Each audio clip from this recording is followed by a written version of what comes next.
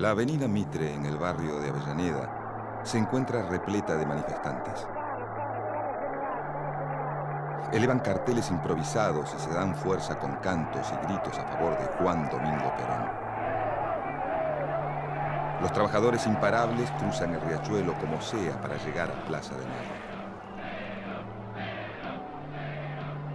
El hombre por quien el pueblo clama es trasladado desde la isla Martín García, en donde se encuentra preso, hacia el hospital militar.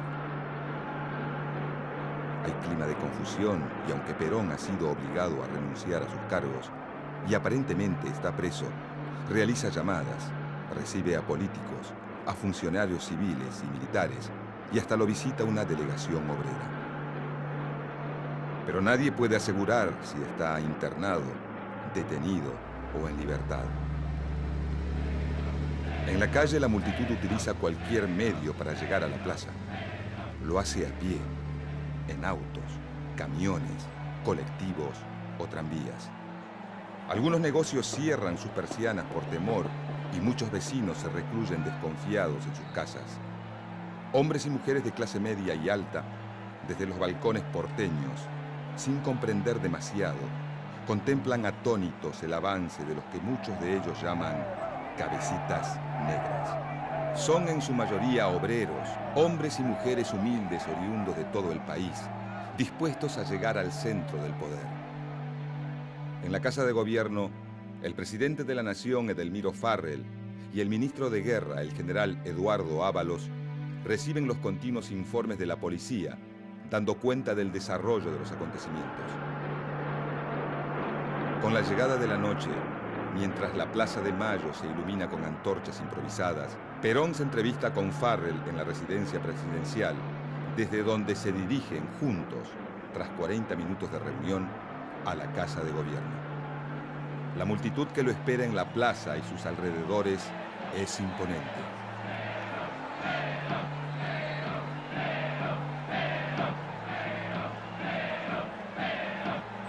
En aquella noche del 17 de octubre de 1945, varios cientos de miles de personas están dispuestas a quedarse en la plaza hasta que su nuevo líder salga al balcón. Es el comienzo de una nueva era en la historia argentina.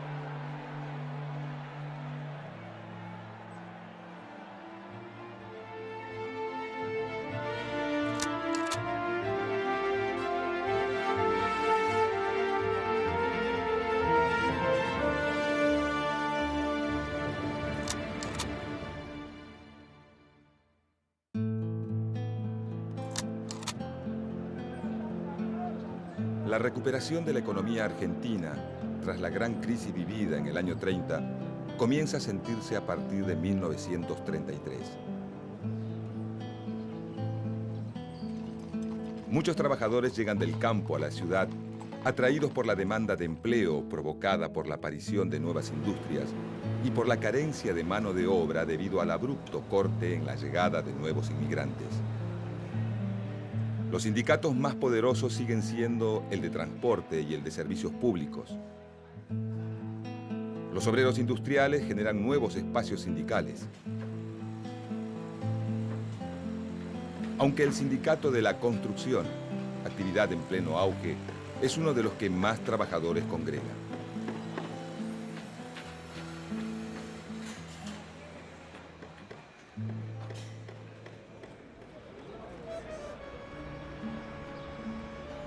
Ante las presiones sindicales, el Estado, aunque recurre a la represión para acallar las protestas de los distintos gremios, concede mejoras en algunos grupos obreros, como el sábado inglés o la indemnización por despido y las licencias por enfermedad para los empleados de comercio.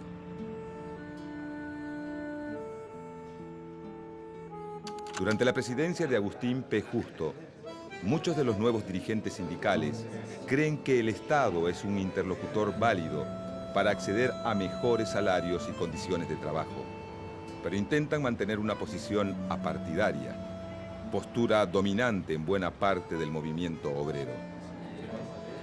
Esta tendencia, denominada sindicalista, es criticada por socialistas y comunistas, que reclaman mayor participación dentro de la esfera política y proponen formar un frente popular contra el régimen de Justo.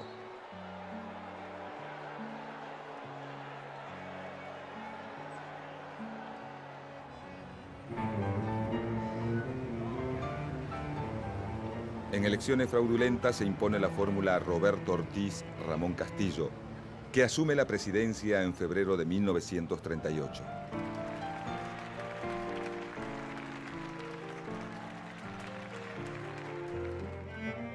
El nuevo presidente es un radical antipersonalista, pero su vice pertenece al grupo conservador más tradicional, el de los seguidores de Agustín P. Justo. El presidente Ortiz se acerca al radicalismo atacando al fraude electoral con la convicción de que sin Irigoyen, muerto en 1933, el radicalismo puede ser una fuerza política moderada.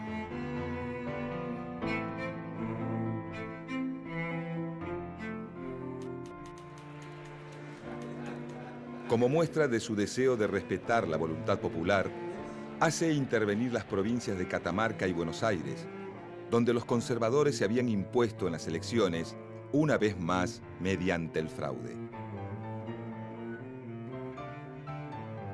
Los radicales victoriosos en varias provincias, en las elecciones legislativas de 1939, pasan a controlar la Cámara de Diputados. Luego de 2 años de licencia por enfermedad, en 1942, el presidente Ortiz renuncia a su cargo. Castillo, su vicepresidente, que hasta entonces estaba a cargo del poder, asume como presidente el 27 de junio de ese año. Castillo es un abogado catamarqueño, interventor de la provincia de Tucumán durante la presidencia de José Félix Uriburu y ministro de Interior de su antecesor Agustín P. Justo. El nuevo presidente representa el elemento más conservador y antirradical del pacto entre el Partido Conservador y la UCR antipersonalista. Al asumir el cargo no duda en reinstalar el viejo sistema de elecciones fraudulentas.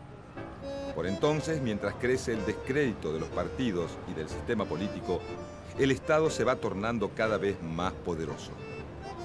El gobierno negocia con sindicatos, empresarios, fuerzas armadas, iglesia y asociaciones civiles. Mientras tanto, la Segunda Guerra Mundial, que se ha iniciado en 1939, llega a su punto culmine.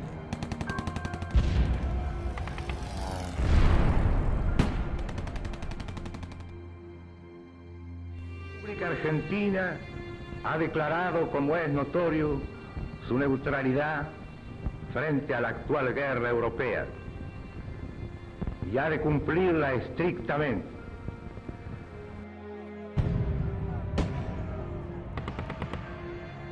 La Argentina mantiene su neutralidad, pero el avance de los alemanes sobre Europa significa para el país la pérdida progresiva de mercados.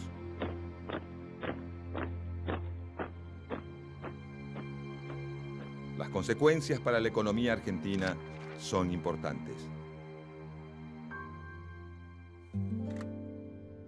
Solo Gran Bretaña se sostiene como un mercado significativo, pero por un acuerdo firmado con los británicos bajo la presidencia de Ortiz Castillo, las libras obtenidas por la venta de carne argentina deberán quedar en Londres hasta el final de la guerra. En esos años de conflagración mundial, la Argentina comienza a reemplazar las importaciones provenientes del viejo continente, llegando incluso a exportar productos manufacturados hacia otros países latinoamericanos. El progreso de la industria nacional es evidente. Pero todos se preguntan qué ocurrirá cuando la guerra llegue a su fin. Los industriales saben que su situación excepcional se debe al conflicto mundial y que cuando termine la guerra necesitarán de la protección estatal.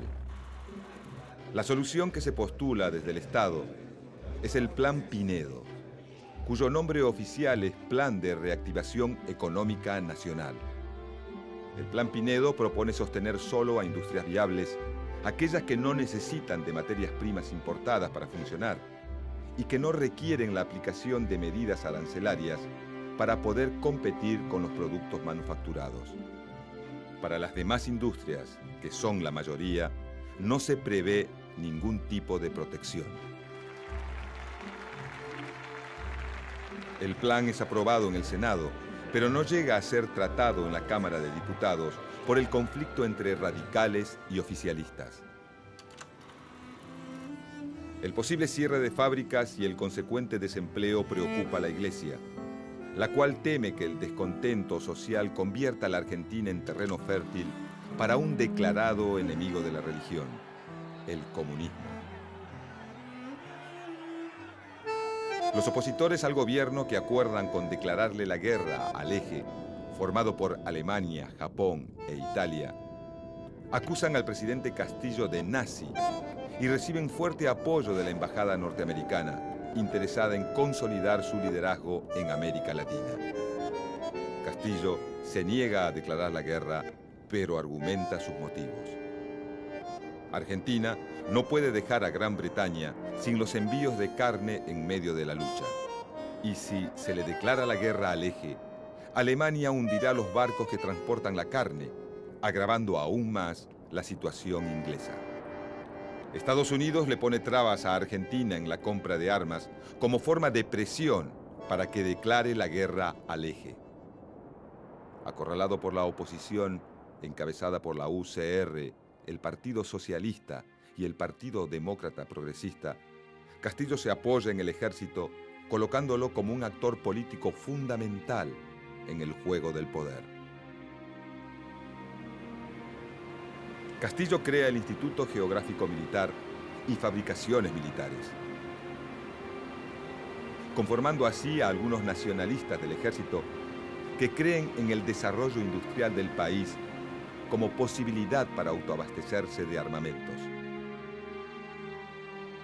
Esos nacionalistas son partidarios de una fuerte intervención estatal, capaz de representar una voluntad nacional y de imponer orden ante los cada vez más fuertes frentes populares y sindicatos combativos. Para 1943, el oficialismo y la oposición se disputan el apoyo del ejército como forma de asegurar la continuidad del régimen o de terminar con él.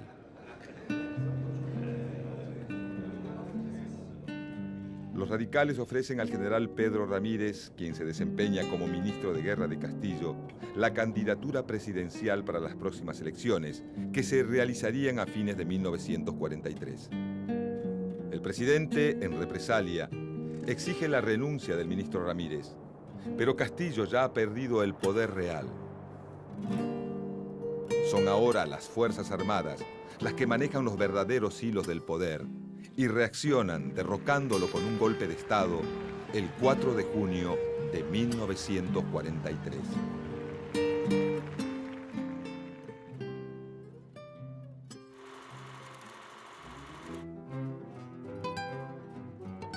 Tras el derrocamiento de Castillo, el general Arturo Rawson asume la presidencia, pero en 48 horas pierde el apoyo del ejército y renuncia.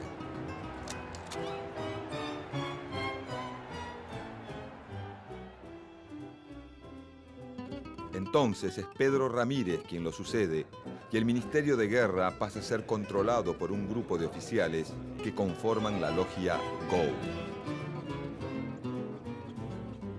Los integrantes de la logia GO son en su mayoría coroneles que coinciden en la necesidad de dar más disciplina al ejército, acabar con la corrupción y ven al comunismo como el gran enemigo del momento. Su principal referente es el ministro de Guerra, Edelmiro Farrell.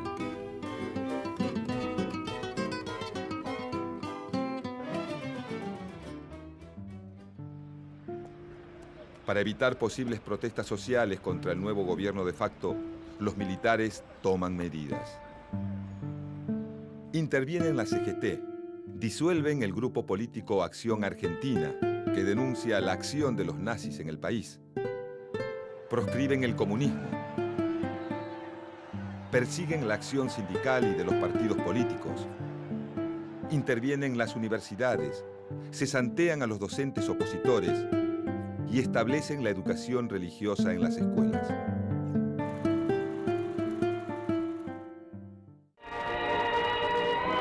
Argentina no puede ni debe penetrar el comunismo. Toda medida de represión siempre justificada frente a los intentos disolventes de los principios de religión, de familia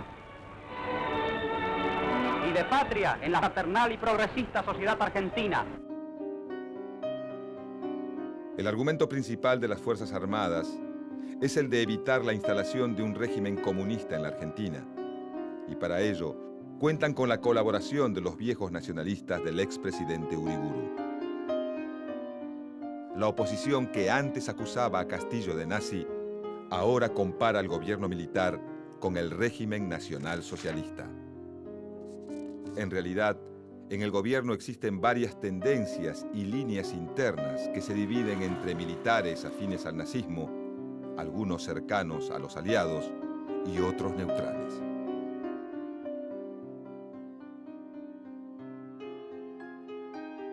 Pero Estados Unidos continúa con sus presiones y actúa sobre el gobierno de Ramírez para que le declare la guerra al eje.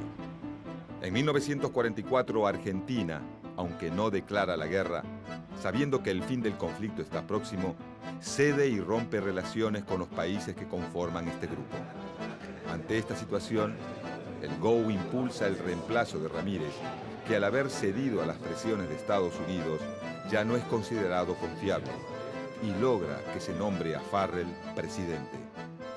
El coronel Juan Domingo Perón es nombrado ministro de Guerra, vicepresidente y además accederá a un cargo que le resultará estratégico. Será secretario de Trabajo.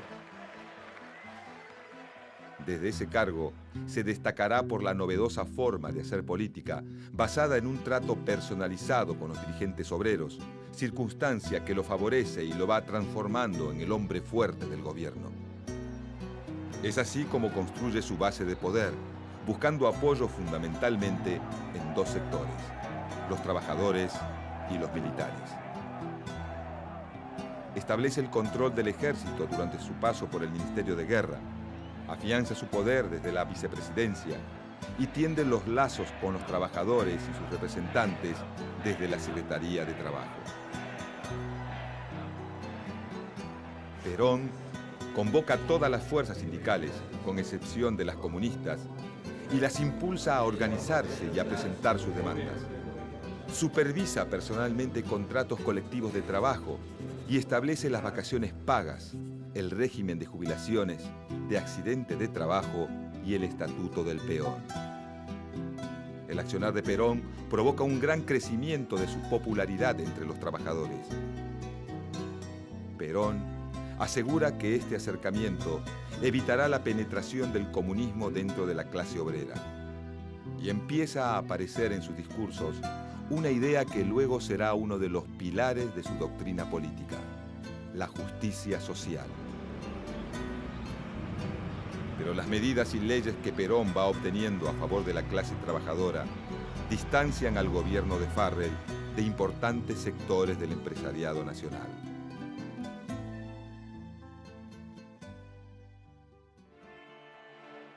La oposición política exige la declaración de guerra y se enfrenta al gobierno militar al que acusa de nazi-fascista. Finalmente, cuando el conflicto bélico está prácticamente definido y para tranquilizar a la oposición, Farrell cede y le declara la guerra al eje. Ganando espacio en el mapa político, los partidos opositores al gobierno se alían en la Unión Democrática, donde convergen radicales, demoprogresistas, socialistas, comunistas y conservadores. Exigen la entrega del poder a la Corte Suprema y el inmediato llamado a elecciones. En junio de 1945, la situación política del gobierno militar se empieza a complicar. Se publica el Manifiesto del Comercio y la Industria, redactado y pagado por las asociaciones de patrones, que ataca a la política económica acusándola de desacertada y fascista. En septiembre, se realiza una multitudinaria marcha llamada de la Constitución y la Libertad, convocada por la Unión Democrática, que agudiza la crisis política del gobierno. El principal opositor a la figura de Perón dentro del ejército es el general Eduardo Ábalos, jefe de la guarnición de Campo de Mayo. El inicio del conflicto se produce con la designación del jefe de Correos y Telecomunicaciones, lugar clave cuando se realizan elecciones, ya que desde allí se coordina la parte operativa de los comicios de todo el país. El teniente coronel Francisco Rocco es el número puesto para este cargo, aunque Perón lo sorprende nombrando a Oscar Nicolini, un amigo de su pareja, la actriz Eva Duarte. Algunos militares buscan desplazar a Perón para descomprimir la presión política y tomar el control del gobierno militar, aunque Farrell quede como presidente. Perón es el hombre que concentra la mayor parte de las críticas de la oposición. Un sector de los militares lo condena por fascista. Otros creen que se equivoca al acercarse a los trabajadores, y también hay quienes creen que la relación que Perón tiene con Evita contradice el Código de Honor Militar. Los oficiales de Campo de Mayo piden a voces la renuncia de Perón y amenazan con avanzar con sus fuerzas militares sobre la capital federal. El general Ábalos los convence de esperar los resultados de la reunión que se mantendría en Campo de Mayo con Farrell. El 9 de octubre, Ábalos y Farrell se reúnen y deciden pedirle a Perón la renuncia a todos sus cargos. Una comisión notifica a Perón de esta decisión y al poco tiempo regresa a Campo de Mayo con su renuncia. El 10 de octubre, desde la Secretaría de Trabajo, Perón ofrece un discurso a un grupo de obreros y dirigentes sindicales y utiliza la cadena nacional para dar un mensaje donde advierta a los trabajadores de la necesidad de defender las conquistas logradas. Estos discursos llevaron a Ábalos, flamante ministro de Guerra, a ordenar el arresto de Perón. El 13 de octubre, Perón es detenido y trasladado a la isla Martín García.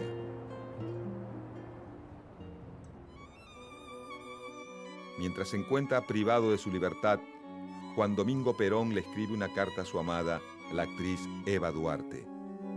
En un documento íntimo que quedará para siempre en la memoria de los argentinos, le dice que la quiere. Le avisa que ha pedido el retiro de la fuerza y que apenas recobre su libertad se casarán y se irán a vivir tranquilos a algún lugar de Chubut. Se queja de que tanto Ábalos como Farrell lo han traicionado y le dice que le pase una nota a Domingo Mercante para que inicie acciones legales. También le pide que se quede tranquila. Viejita de mi alma, tengo tus retratitos en mis pies y los miro todo el día con lágrimas en los ojos. Que no te vaya a pasar nada, porque entonces habrá terminado mi vida. Cuídate mucho y no te preocupes por mí, pero quiéreme mucho, que hoy lo necesito más que nunca. El mal de este tiempo, y especialmente de este país, son los brutos, y tú sabes que es peor un bruto que un malo. La carta está fechada 3 días antes del histórico día, el 14 de octubre de 1945. El 16 de octubre se reúne la Central General de Trabajadores, CGT, para tomar posición frente a la crisis política desatada. Exigiendo que se mantengan las conquistas sociales obtenidas en los últimos años, deciden llamar a una huelga general para el día 18. Pero nada dicen sobre la detención de Perón. Sin embargo, hay otra voz que el 17 de octubre está dispuesta a hacerse escuchar. Tanto en Buenos Aires como en Tucumán, Córdoba y Salta, los obreros se aglutinan en las puertas de sus trabajos. Son muchos los que preguntan por Perón. En algunos barrios porteños y del cono urbano, donde abundan las fábricas, comienzan las movilizaciones que claman por su nuevo líder. Juan Domingo Perón es trasladado desde la isla Martín García, en donde se encuentra preso, hacia el hospital militar. aunque lo visitan políticos, funcionarios, militares y hasta una delegación obrera. Nadie puede asegurar si está internado, detenido o en libertad. En las calles, la muchedumbre cada vez más numerosa está decidida a llegar a Plaza de Mayo. En su mayoría son obreros, hombres y mujeres de todo el país. La policía, desbordada, no puede detener a los millares de hombres y mujeres decididos a recuperar el poder. En la Casa de Gobierno, el presidente Farrell y el ministro de Guerra Ábalos reciben los continuos informes de la policía que dan cuenta del avance de los acontecimientos y las presiones de algunos generales que exigen reprimir con el ejército a los manifestantes. Domingo Mercante, colaborador de Perón, llega a la Casa de Gobierno con una orden: dejar que se junte la mayor cantidad de gente. El ministro de Guerra Ábalos le ordena como su superior hablarle a la multitud para lograr la desconcentración. Ante el intento vano de Mercante de dar un discurso, es el mismo Ábalos quien sale al balcón para convencer a la multitud. La silbatina y el griterío son ensordecedores. Para las 5 de la tarde, el calor en la plaza es agobiante. Salvo el diario La Época, cuyo director, Eduardo Colom, apoyaba a Perón, ninguna publicación de la tarde le da importancia a los sucesos. La espontánea consigna popular de concentrarse en Plaza de Mayo es un hecho sin precedentes. Farrell se retira a la residencia presidencial y deja a cargo de la situación a su ministro de Guerra, que decide entrevistarse con Perón en el hospital militar. Tras la reunión, Ábalos se comunica con Campo de Mayo para anunciar que Perón le hablará al pueblo desde los balcones de la Casa de Gobierno. La noticia conmueve a los militares que provocaron la renuncia de Perón, pero la desconcentración por medio de la fuerza ya no es posible sin desatar una batalla campal de consecuencias inimaginables. Mientras tanto, Perón decide que es el momento indicado para actuar y parte a entrevistarse con el presidente. Tras 40 minutos de reunión, ambos se dirigen a la Casa de Gobierno. En la plaza, la noche se ilumina con miles de antorchas improvisadas.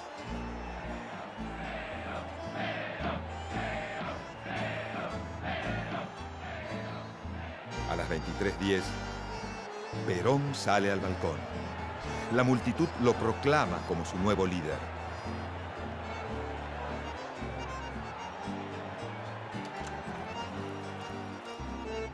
En un país que viene de 13 años de fraude electoral y de 2 de gobierno militar, la manifestación del 17 de octubre de 1945 evidencia el crecimiento, la organización y la politización de la clase obrera argentina. Los trabajadores y Perón forjan un pacto indestructible. Un pacto que trascenderá en el tiempo y que instalará por muchos años en la Argentina la antinomia peronista-antiperonista.